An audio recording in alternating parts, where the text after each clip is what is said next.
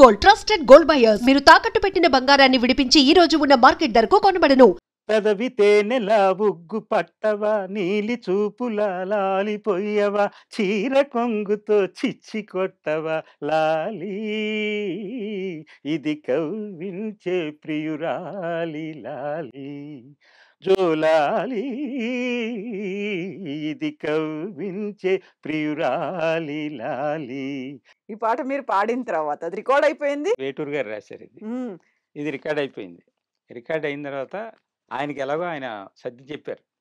సత్యం గారికి సత్యం సర్ది గారికి చెప్పారు. సర్ది చెప్పారు. అది బాలసుబ్రహ్మణ్యం గారు కూడా అందరూ చేరుకుంటుంది కదా. అందరూ విన్నారు. విని ఈ పాట ఎలాగంటే ఆల్ ఇండియా రేడియోలో దగ్గర దగ్గర నాకు తెలిసి ప్రతిరోజు వచ్చేది. సూపర్ పాపులర్ అయింది ఈ పాట. సుశీల గారు వెంటనే నాకు ఫోన్ చేసి చాలా బాగా హిట్ అయిందండి ఈ పాట అది అని చెప్పి అన్నారు. అమ్మ అంతా మీ ఆశీర్వాదం అమ్మా, మీరు నేర్పించారు. సరస్వతీదేవి నాకు నేర్పించింది, మీరు కాదు. సరస్వతీదేవిలాగా ఆవిడ తెల్లటి చీర కట్టుకుని, ఆవిడ వాయిల్ చీర కట్టుకుని, కళ్ళజోడు పెట్టుకుని, ఆ వయసులో ఆవిడ సరస్వతీదేవి వచ్చి నుంచుంటే ఎలా ఉంటుంది అలా ఉండేదమ్మా ఆవిడ. అంత చక్కగా స్వీట్గా మాట్లాడి ఎవరిని ఒక పరుషవాక్యం మాట్లాడలేదు ఎప్పుడు ఆవిడ, నవ్వుతూ మాట్లాడేవారు.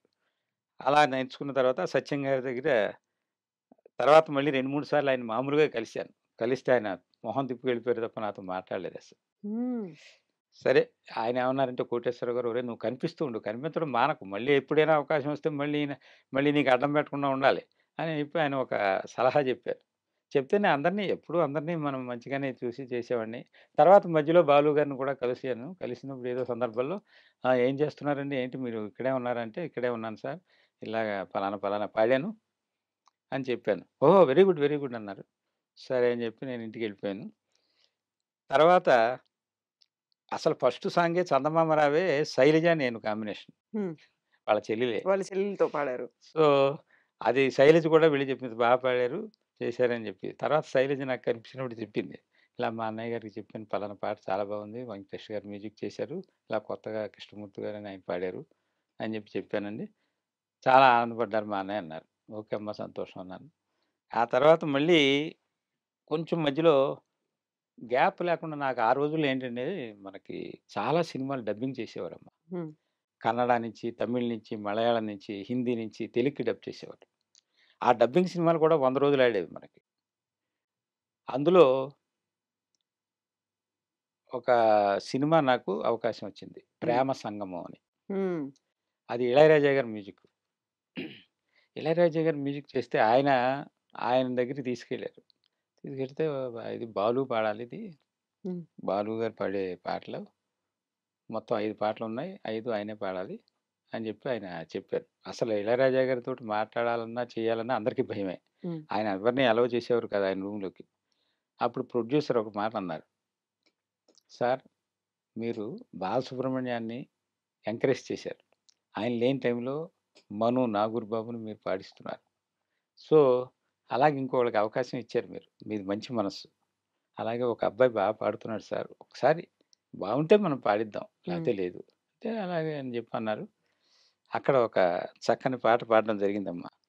ఆయన ఇది బాగా పాపులర్ అయిందమ్మా. మీరు ప్రతిక్షణం పరవశం, ప్రతిక్షణం పరవశం తనువంతా పులకరం, ప్రతిక్షణం పరవశం తనువంతా పులకరం, ప్రణయం మోహనం నా ప్రాణం నీ వశం, హే హే ప్రణయం మోహనం నా ప్రాణం నీ వశం, ప్రతిక్షణం పరవశం తనువంతా పులకరం, ఆమని రాత్రుల సహవాసం అంతటిలోనే పరిహాసం, ఆమని రాత్రుల సహవాసం అంతటిలోనే పరిహాసం, నీవొడే ఇల్లుగా నన్నెప్పుడు నిలువని, హే హే కమ్మని కౌగిట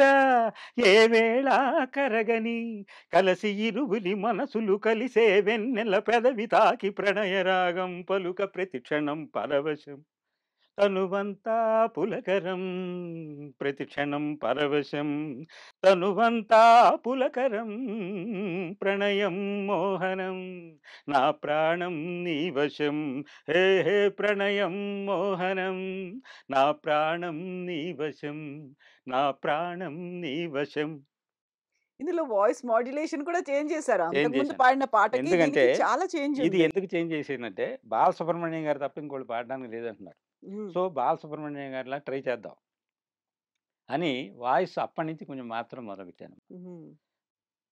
అది ఆ డిఫరెన్స్ కొంచెం వాళ్ళకి కనిపించింది. అర్థమైంది. అర్థమై రెండో పాట ఇచ్చారు అందులో. ఆ! డ్యూయెట్ సో, సుశీల్ ఫస్ట్ గారు కాదనుకున్నారు. సుశీల్ గారితోటి. ఓకే. అది అది కూడా మంచి పాట.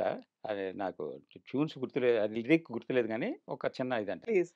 చూశావా అందాలమైన తననానా తానానా తానానా తానానానా చూశావా అందాలమైన హ్మ్. అనురాగం నా ప్రణయం ఈ పాట కూడా బాగా హిట్ అయిందమ్మా. అందులో అసలు కాదన్నారు. 5 పాటలు బాలుగారు పాడాలన్నారు. బట్ మీకు 2 ఇచ్చారు అందులో. ఇచ్చారమ్మా. హ్మ్. 2 పాటలు పాడిన తర్వాత ఇది బాలు గారికి తమిళ్‌లో సూపర్ హిట్ సాంగ్ ఇది. ఇప్పుడు ఆ! నేను పాడిన పాట. తమిళ్‌లో ఇళయరాజా గారు వేరే సినిమాకి చేశారు. అది సూపర్ డూపర్ హిట్ అనమాట అది మామూలుగా కాదు. హ్మ్. ఆ పాట తెలుగులో నాది బాగా పాపులర్ అయ్యి విపరీతంగా ఆల్ ఇండియా రేడియోలోను వీటిలో రావడం మొదలెట్టాయి. ఆ తర్వాత అందరూ చేశారు. తర్వాత ఇది పాడావు కదా నువ్వు హ్మ్. బావుంది అని అన్నారు బాలు. అప్రిసియేషన్. ఆ! ఇది అన్నారు. బాలుగారి దగ్గర బాలు నుంచి గారు వచ్చింది. అన్నారు. తర్వాత నాగూర్ బాబు వీళ్ళందరూ కూడా బాగా పాడావురా అది ఇది అంటే మేమంతా ఫ్రెండ్షిప్ అది వాడు నేను ఒకేసారి వచ్చాం ఇండస్ట్రీలో నన్ను అన్న అన్న అంటాడు. నేను తమ్ముడు తమ్ముడు అనేవాడిని. నాగూర్ బాబు నేను. ఇది ఇలా జరుగుతుండగా మధ్యలో ఒకసారి నాకు ఈ మన మ్యూజిక్ డైరెక్టర్ చక్రవర్తి గారు హ్మ్. ఆయన దగ్గరికి ఎవరో తీసుకెళ్లారు. తీసుకెళ్ళి నేను వెళ్ళి పాడాను. పాడిన తర్వాత "నువ్వు నాకు అసిస్టెంట్‌గా పనిచేస్తే పెట్టుకుంటాను" అన్నారు. అప్పుడు ఇంకా కీరవాణి వీళ్ళు ఎవరు రాలేదు. హ్మ్. సరే చూస్తాను సార్ అని ఓ రోజు కంపోజింగ్‌కెళ్ళానమ్మా రాత్రి. ఆయన ఎప్పుడు కంపోజింగ్ చేసినా రాత్రి అర్ధరాత్రి 12, 1 అలాగా చేసేవారు. అప్పటిదాకా మేల్కొనుండాలి. ఎక్కువ ఉండాలి. తర్వాత ఆహ్, వాళ్ళు అంటే ఇప్పుడు సినిమాకి అన్నీ రకరకాలన్ని హ్యాబిట్స్ ఉంటాయి. విపరీతమైన స్మోకింగ్ ఆయన చైన్ స్మోకింగ్. హ్మ్. అసలు కడుపులో తిప్పేసేది నాకు. మనకి అలవాటు లేదు. కడుపులో తిప్పేసి వామిటింగ్స్ వచ్చే పరిస్థితయితే నెక్స్ట్ డే మార్నింగ్ నుంచి నేను ఆయనకి కనిపించడం మానేశాను. ఆ! మళ్ళీ కబురు చేశారాయన. కబురు చేస్తే "ఏరా ఎందుకు రాలేదన్నారు?" అంటే "ఏం లేదు సార్ నాకు కడుపులో వికారం వచ్చేస్తోందండి. ఆ వాసన నాకు ఆ పడట్లేదు. వాసన పడట్లేదు. కాబట్టి తప్పుగా అనుకోద్దు గురువుగారు. నేను మీ దగ్గర వర్క్ చేయలేనండి" అన్నాను. హ్మ్. "ఒరేయ్! నా దగ్గరుంటే ట్రాక్స్ పాడిస్తాను. అన్నీ చేస్తాను. తర్వాత నీ ఇష్టం" అన్నారు. కానీ నా దురదృష్టమో, అదృష్టమో నాకు తెలీదు. అప్పుడు అలాగా ఆయన నుంచి తప్పుకున్నాను. కానీ ఆయన ఎన్ని సినిమాలు చేశారు చాలా కొన్ని వందల సినిమాలు చేసేశారు ఆ వేవ్‌లో. హ్మ్. ఆ ఛాన్స్ నేను మిస్ అయ్యాను. అది నాగూర్ బాబుకొచ్చింది. ఆ నాగూర్ బాబు అక్కడ అసిస్టెంట్‌గా చేరాడు. వాడికి దగ్గర ట్రాక్స్ పాడించి బాలు గారు లేకపోతే బాలు గారి వాయిస్‌లో ఉంటుంది కాబట్టి వీడికి చాలా పెట్టేసేవారు అలా. అలా అతను పాపులర్ అయ్యాడు. హ్మ్. ఆ తర్వాత కీరవాణి గారు కూడా అక్కడ అసిస్టెంట్‌గా జాయిన్ అయ్యి ఆయన పాపులర్ అయ్యారు. అంటే ఒక్కొక్క టైం ఒక్కొక్కటి నిర్ణయిస్తుందండి. మన చేతుల్లో లేదు. తర్వాత నేను బాధపడుతుంటే ఒకరోజు రమేష్ నాయుడు గారొచ్చారు ఆ స్టూడియోకి. హ్మ్. వస్తే ఆయన్ని పరిచయం చేశారు. చేయగానే "ఓ పాట పాడు నాన్న నువ్వెలా పాడతావో చూస్తానన్నారు." అప్పుడు ఆయన 'ప్రతాప్ రాఘవ' గారి సినిమా ఏదో చేస్తున్నారు. సో, 'తాత మనవడు' చాలా హిట్స్ చేశారాయన. 'శివరంజని', 'తూర్పు పడమర' చాలా హిట్స్ చేశారు. పాడిన తర్వాత "నువ్వు నాకు అసిస్టెంట్‌గా పనిచేస్తావా? సింగింగ్ అసిస్టెంట్‌గా" హ్మ్. అన్నారు. "తప్పకుండా సార్ నాకు అంతకన్నా మీ గురించి విన్నాను సార్. మీరు చక్కగా మెలోడీ కింగ్ అని పేరు మీకు." ఆయనకి చాలా కోపమని అందరూ భయపెట్టారు నన్ను. ఆ! ఆయన దగ్గరికెడితే ఆయన దగ్గర ఎలా పని చేస్తారు "ఎలా అని. పని చేస్తావు? ఆయన కోపమొస్తే కొడతారు." ఆ! చాలా అని భయపెట్టారు చాలామంది. సరే ఎలాగరా దేవుడా! అయితే అయింది. ఏదోకటి మనం ముందు ఆయన దగ్గర విద్య నేర్చుకోవాలని ఒక తాపత్రయంతో ఆయన అడిగారు కాబట్టి, రేపటి నుంచి వచ్చేస్తాను సార్ అన్నాను. వెళ్ళాను. అప్పుడు విజయ నిర్మల గారి సినిమాలు ఇవన్నీ కంపోజింగ్ జరుగుతున్నాయి. హ్మ్. హ్మ్. ఆ తర్వాత